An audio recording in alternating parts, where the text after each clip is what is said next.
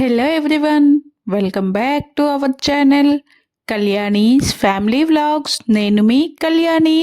చూస్తున్నారు కదా, ఈరోజు మన వింటర్ స్పెషల్గా మంచి టేస్టీ బ్రేక్ఫాస్ట్ అయితే నేను మీ ముందుకు వచ్చేసాను. ఇది టేస్టీ బ్రేక్ఫాస్ట్, అలాగే హెల్దీ కూడాను. కొంచెం ఆయిలీ ఫుడ్ కానీ పర్వాలేదు, ఎందుకంటే మనం దీనిని డైలీ చేసుకొని తిన్నాం కదా.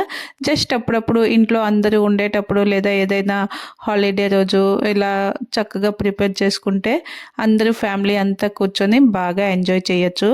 ఎక్కువగా ఇది మేము బెంగాల్లో ఉండేటప్పుడు కచోడీ ఎవ్రీ సండే బయట నుంచి తెచ్చుకునే వాళ్ళం. కానీ ఇక్కడికి వచ్చాక ఈ కచోడీలు అనేవి దొరకట్లేదు కదా, అందుకని చెప్పి ఇంట్లోనే ఇలా ప్రిపేర్ చేస్తున్నాను. నిజంగా బయట తీసుకున్న కచోడీల కంటే ఇంట్లో ప్రిపేర్ చేసుకున్నవి చాలా టేస్టీగా చాలా బాగా ఉన్నాయి. అందుకే రెసిపీని మీతో కూడా షేర్ చేస్తున్నాను, మీరు కూడా తప్పకుండా ట్రై చేయండి. ముందుగా అయితే కచోడీ అంటే ఇక్కడ సింపుల్గా మనం పూరి చేసుకుంటూ ఉంటాం కదా, సేమ్ అలానే ఇక్కడైతే నేను 3 కప్పుల గోధుమ పిండికి 1 కప్పు మైదా పిండిని తీసుకొని టేస్ట్కి సరిపడా కొంచెం ఉప్పు వేసి మనం పూరి పిండిని ఎలా అయితే కలుపుకుంటామో అలాగే కొంచెం కొంచెంగా వాటర్ వేసుకొని పిండిని పూరి పిండిలా కలిపి మూత పెట్టి అరగంట పాటు పక్కన పెట్టుకోవాలి. మనకి ఈ సీజన్లో ఈ గ్రీన్ పీస్ అనేవి చాలా ఎక్కువ అవైలబుల్గా ఫ్రెష్వి దొరుకుతాయి కదా, వీటిని తీసుకువచ్చి నేను ఇక్కడ 1/2 kg వరకు ఈ గ్రీన్ పీస్ని అయితే తీసుకున్నాను. వాటిని జస్ట్ ఒక 2 బాయిల్స్ వచ్చే వరకు ఉడికించుకోవాలి, మెత్తగా ఉడికించాల్సిన పని లేదు. ఇలా ఉడికించుకున్న మటన్ని వాటర్ అంతా ఉంపేసి వడకట్టి పక్కన పెట్టుకోవాలి. ఇక్కడైతే మనం పూరీకి ఎలా అయితే కర్రీని ప్రిపేర్ చేసుకుంటామో దానికోసం నేను ఇక్కడ ఆలు మటర్ కర్రీని కూడా ప్రిపేర్ చేస్తున్నాను. ఇప్పుడు ఉడికించుకున్న మటరు అవి నేను పూరీలో స్టఫ్ చేయడానికి ఉడికించుకున్నవి. ఇక్కడ కర్రీలోకి సపరేట్గా మటర్ వేసుకుంటున్నాను అనమాట. ఇప్పుడు కర్రీ కోసం ముందుగా పొటాటోస్ని ఉడికించుకొని తొక్కలు తీసి ముక్కలుగా కట్ చేసి పక్కన పెట్టుకున్నాను. అలాగే కుక్కర్లో కొంచెం ఆయిల్ వేసుకొని కట్ చేసుకున్న ఉల్లిపాయ పచ్చిమిరపకాయలు వేసి ఫ్రై అయిన తర్వాత కొంచెం అల్లం వెల్లుల్లి పేస్ట్ కూడా వేసి బాగా ఫ్రై అయిన తర్వాత కట్ చేసుకున్న టొమాటోస్ కూడా వేసుకోవాలి. ఇవి కూడా ఫ్రై అయిన తర్వాత కొంచెం మటర్ వేసుకొని వీటన్నింటినీ బాగా మిక్స్ చేసుకున్న తర్వాత మన కర్రీకి అవసరమైన బేసిక్ మసాలాస్ ఉంటాయి కదా, ఉప్పు, పసుపు, కారం, జీరా పొడి, ధనియా పొడి, గరం మసాలా, వీటిని కూడా వేసి బాగా మిక్స్ చేసుకున్న తర్వాత మనం ముందుగా ఉడికించుకుని పెట్టుకున్న దుంప ముక్కల్ని కూడా ఇందులో వేసేసుకొని బాగా మిక్స్ చేసుకోవాలి. యాక్చువల్గా అయితే ఈ కచోడీలకి బెంగాల్లో శనగపప్పుతో కర్రీని అయితే ప్రిపేర్ చేస్తారు. అదైతే చాలా టేస్టీగా చాలా బాగుంటుంది. అది బెంగాల్ స్టైల్లో ప్రిపేర్ చేసుకుంటే ఈ కచోడీకి కాంబినేషన్ అయితే కరెక్ట్గా పర్ఫెక్ట్గా ఉంటుంది. కానీ మార్నింగ్ ఎందుకులే శనగపప్పుతో కర్రీ, మనకి పూరితో ఎలాగో ఆలు కాంబినేషన్ మనకి బాగా నచ్చుతుంది కదా అని చెప్పి నేనైతే ఇక్కడ ఆలు కర్రీనే ప్రిపేర్ చేస్తున్నాను.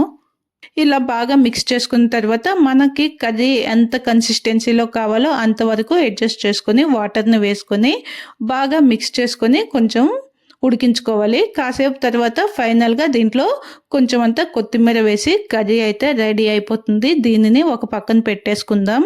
ఇప్పుడు మనం పూరీలో స్టఫ్ చేసుకోవడానికి ఈ గ్రీన్ పీస్ స్టఫ్ని అయితే ప్రిపేర్ చేసుకుందాం. దీనికోసం మనం ముందుగా ఉడికించుకున్న పీస్ ఉన్నాయి కదా, వాటిని ఒక మిక్సర్ జార్లో వేసుకొని 1 టీ స్పూన్ జీలకర్ర, 1 టీ స్పూన్ ధనియాలు, 1 ఇంచు అల్లం ముక్క, దీంతో పాటుగా కొన్ని పచ్చిమిరపకాయలు కారం కోసం, అలాగే కొంచెం అంత కొత్తిమీర, ఇంకా టేస్ట్కి సరిపడా ఉప్పు వేసి దీనిని అస్సలు వాటర్ వేయకుండా ఇలా చూపిస్తున్నాను కదా అలా పేస్ట్లా ప్రిపేర్ చేసుకోవాలి. దీనిని జస్ట్ ఇలా కోర్స్గా చేసుకుంటే సరిపోతుంది, మరి మెత్తగా పేస్ట్ చేయాల్సిన పని అయితే లేదు. చూస్తున్నారు కదా, మన స్టఫ్ అయితే రెడీ అయిపోయింది.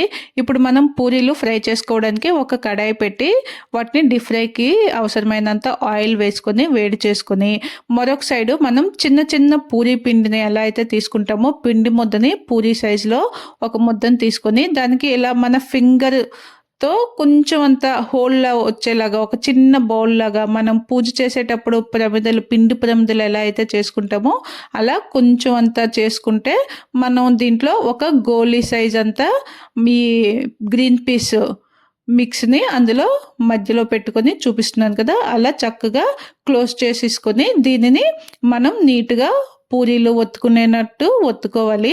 ఇక్కడైతే నేను అన్నింటినీ కూడా ముందు స్టఫ్ చేసి పెట్టేశాను. తర్వాత ఇలా ఒక 5-10 పూరీస్‌ని అయితే ఒత్తుకున్న తర్వాత వాటిని ఫ్రై చేసుకుంటాను. లేదంటే అన్నీ ఒకేసారి ఒత్తేసుకొని పెట్టుకున్నామంటే అవి అతుక్కుపోయే ఛాన్స్ ఉంటుంది.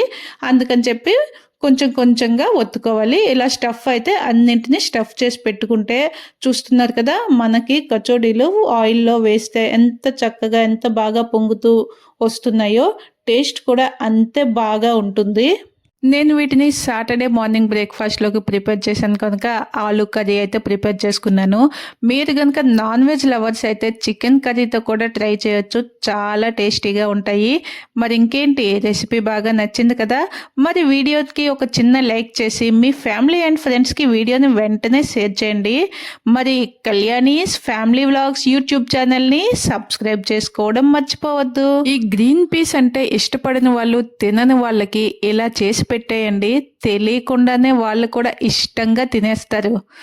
మళ్ళీ మరొక ఇంట్రెస్టింగ్ వీడియోతో మీ ముందుకు వచ్చేస్తా. అంతవరకు keep watching my channel Kalyani's family vlogs. Thank you for watching. Bye bye.